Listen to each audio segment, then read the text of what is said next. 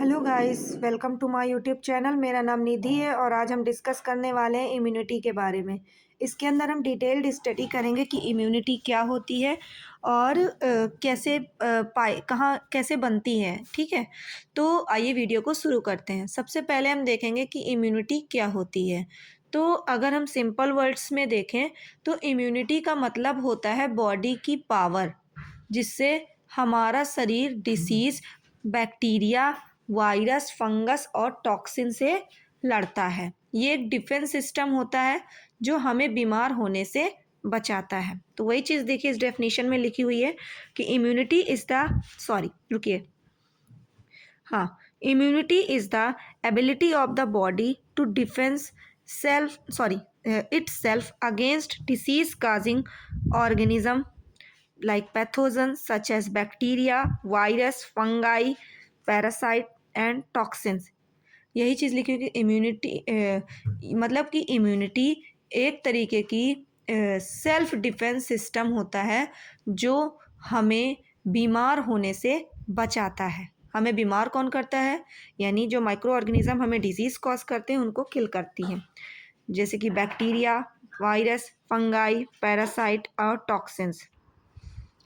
It helps body recognise harmful substance and destroy them to maintain health. यानी ये मदद करती है बॉडी की किसी भी हार्मफुल सब्सटेंस को डिस्ट्रॉय करने में और हमारी हेल्थ को मेंटेन करने में। क्लियर है बेटा? मेन फंक्शंस क्या होते हैं या इम्पोर्टेंस क्या होती है इम्यूनिटी की? क्या इम्पोर्टेंस है इम्यूनिटी के? Protect the body from infection and disease. यानी जो इम्यूनिटी होती है वो प्रोटेक्ट करती है हमारी बॉडी को किसी भी प्रकार के इन्फेक्शन और किसी भी प्रकार की बीमारी से। Help in faster recovery from illness. ये फास्टर रिकवरी और इलनेस को प्रमोट करती है। प्रिवेंट री infection by the same pathogen, और हमें बचाती है कि हमें सेम इन्फेक्शन से मतलब सेम पैथोजन से दोबारा बार बार इन्फेक्शन ना हो, यानी बार बार होने वाले इन्फेक्शन से प्रोटेक्शन देना। क्लियर है? Maintain overall health and survivals. ये सभी प्रकार की हेल्थ को मेंटेन करता है। क्लियर है बेटा? नेक्स्ट हम देखेंगे इम्यून सिस्टम। इम्यून सिस्टम एक तरीके का नेटवर्क है जिसमें ऑर्गन्स होते हैं, जैसे कि बोन मैरो, थाइमस, स्प्लीन या लिम्फ नोड। सेल्स होती हैं जैसे कि वाइट ब्लड सेल्स, और केमिकल्स होते हैं कुछ एंटीबायोटिक या एंटीबॉडीज़ या साइटोकाइनेंस। ये हेल्प करते हैं एक दूसरे की और इम्यूनिटी को बनाने में। यानी ये जितने भी ऑर्गन्स, सेल्स और केमिकल्स के मैंने नाम बताए, ये सारी चीज़ें आपको इम्यूनिटी प्रोवाइड करती हैं। क्लियर है बेटा? नेक्स्ट हम देखेंगे types of immunity.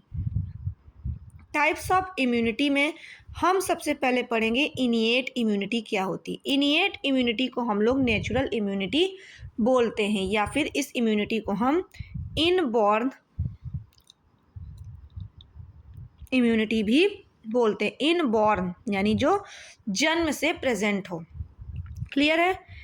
इनिएट immunity is a inborn defence mechanism present from birth. यानी ये इम्यूनिटी जन्म से होती है। इसमें बॉडी को पहले से ही पता होता है कि कौन सा जर्म हार्मफुल है और कौन सा जर्म हार्मफुल नहीं है। ये हमें immediate but non specific protection provide कराती है। क्लियर है बेटा? इसकी अगर हम मेन कैरेक्टरिस्टिक्स के बारे में जानें तो ये हमारे बर्थ से ही प्रेजेंट होती है। ये नॉन स्पेसिफिक मतलब एक्ट अगेंस्ट ऑल पैथोजन, यानी ये सभी प्रकार के पैथोजन्स के खिलाफ एक्ट करती है। नो मेमोरी, ये किसी भी प्रकार की मेमोरी अपनी नहीं बनाती है, और इसका लेकिन इमीडिएट रिस्पॉन्स होता है। क्लियर है? यानी अगर हम देखें स्पेसिफिक नॉन स्पेसिफिक होने का, तो यही चीज़ है कि ये स्पेसिफिक नहीं होती, सब जर्म्स के लिए सेम रिस्पॉन्स देती है। क्लियर है बेटा? जैसे कि आपकी स्किन इन्फेक्शन हो जाए, या म्यूकस मेम्ब्रेन हो, या फिर आपके टीयर्स और सलाइवा हो, या फिर गैस्ट्रिक एसिड फीवर्स, या फैगोसाइटिक सेल्स हो जैसे कि न्यूट्रोफिल्स हो गए, माइक्रोफेजेस हो गए, ये सारी चीज़ें। अगर एग्जांपल देखें तो स्किन बैक्टीरिया को बॉडी के अंदर जाने से रोकती है। क्लियर है बेटा? इसके कंपोनेंट्स क्या होते हैं? कंपोनेंट्स ऑफ इनिएट इम्यूनिटी के कंपोनेंट्स क्या होते हैं? तो कुछ इसके फिजिकल बैरियर्स होते हैं। फिजिकल बैरियर्स यानी कि जैसे कि स्किन, म्यूकस मेम्ब्रेन, सीलिया इन रिस्पायरेटरी ट्रैक्ट, कहाँ कहाँ पे मतलब प्रेजेंट होती है, यही चीज़ें हैं। ठीक है, कहाँ कहाँ पे ये सारी चीज़ें मतलब कहाँ कहाँ पे आपकी इनिएट इम्यूनिटी होती है। Gastric acid in stomach, lysozymes in tear and saliva, जो टीयर्स और सेलाइवा में आपका ये लाइजोजाइम इंजाइम प्रेजेंट होता है। स्वीट और एंड सीबम, ये सभी चीज़ें आपकी इनिएट इम्यूनिटी के अंतर्गत के कंपोनेंट्स हैं। नेक्स्ट हमारा आ जाता है सेलुलर डिफेंस। सेलुलर डिफेंस में यही जो मैंने बताया आपको, न्यूट्रोफिल्स, माइक्रोफेजेस या नेचुरल किलर सेल्स। क्लियर है? ये सारी चीज़ें हमारी फैगोसाइटिक सेल्स होती हैं, फैगोसाइटिक सेल्स। क्लियर है बेटा? नेक्स्ट हमारा ये इन्फ्लामेटरी रिस्पॉन्स भी देती है, जैसे कि जब ये किसी चीज़ में एक्ट करेगी तो इन्फ्लामेटरी रिस्पॉन्स देती है। रेडनेस होगी, स्वेलिंग होगी, हीट और पेन भी हमें देखने के लिए मिलेगा।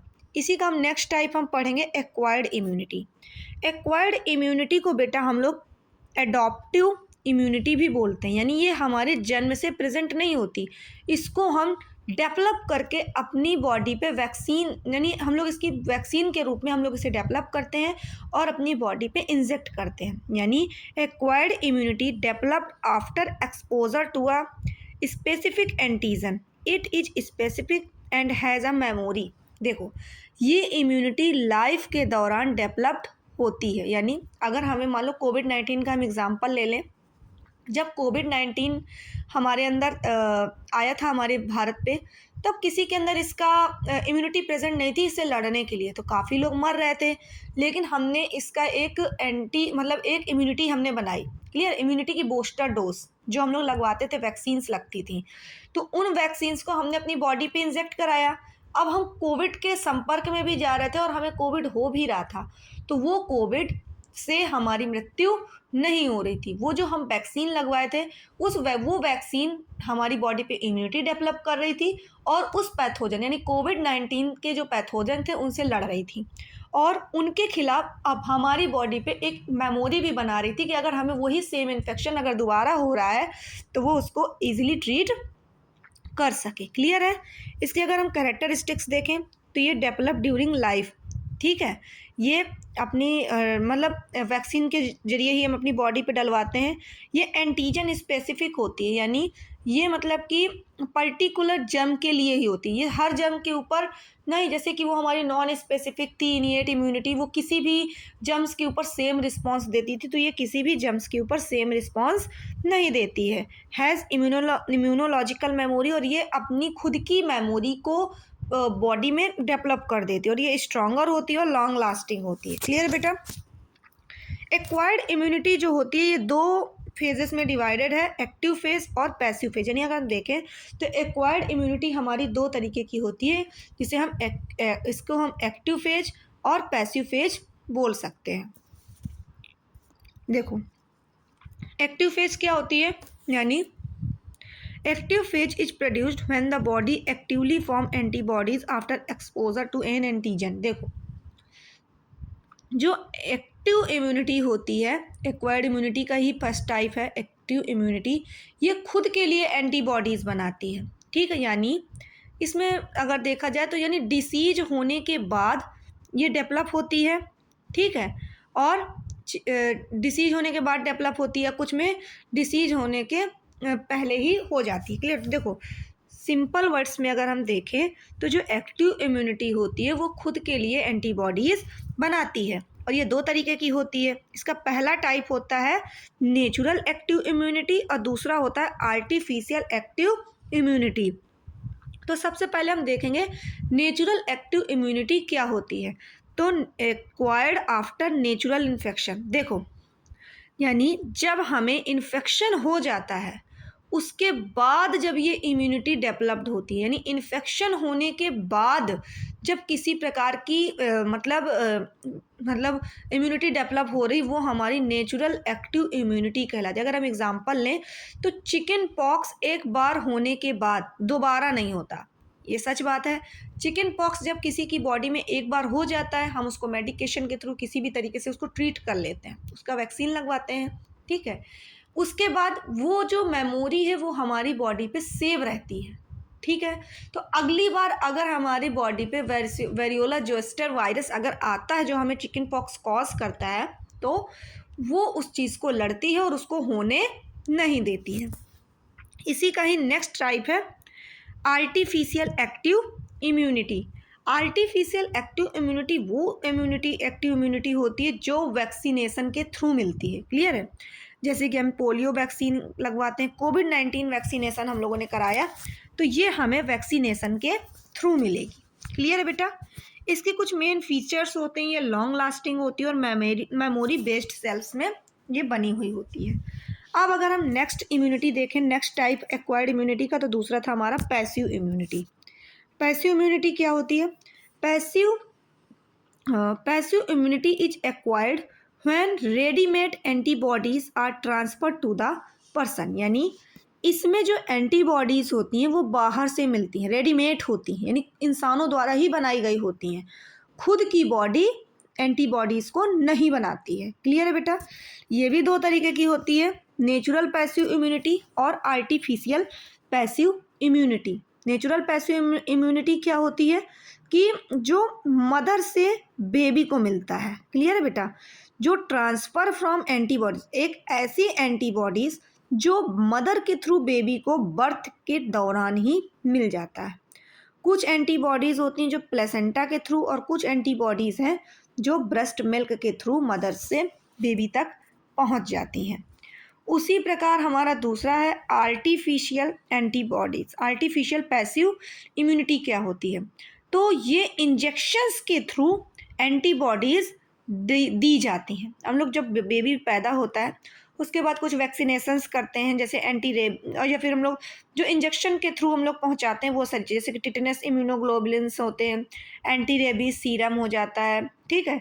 ये जो पैसिव इम्यूनिटी होती है ये शॉर्ट टर्म होती है, ये हमेशा के लिए नहीं होती है, कुछ समय, निश्चित समय के लिए होगी, उसके बाद इसका असर ख़त्म हो जाएगा और हमें फिर से वैक्सीनेशन करवाना होगा। ये इमीडिएट प्रोटेक्शन करती है और शॉर्ट लाइफ यानी कम समय के लिए होती है। सेल इन्वॉल्व्ड इन इम्यूनिटी, कौन कौन सी सेल्स इन्वॉल्व्ड होती हैं इम्यूनिटी में?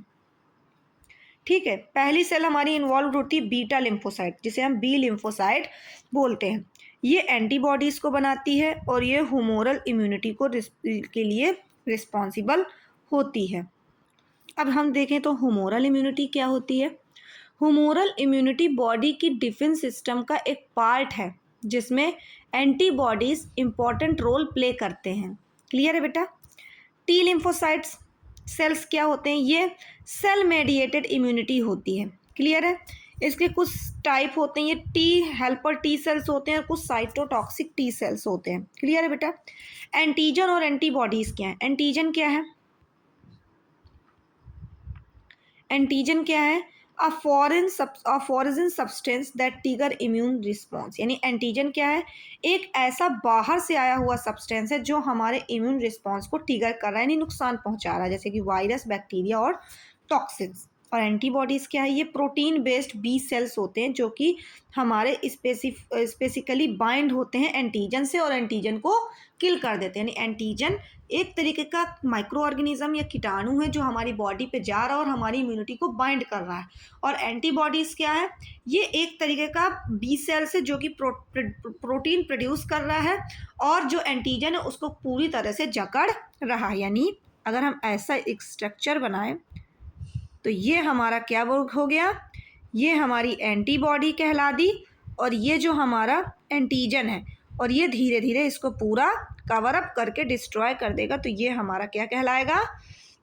ये हमारा एंटीजन कहलाएगा। क्लियर? तो ये हमारा एंटीजन कहलाएगा। क्लियर है? और ये हमारा एंटीबॉडी कहलाएगा। ठीक है।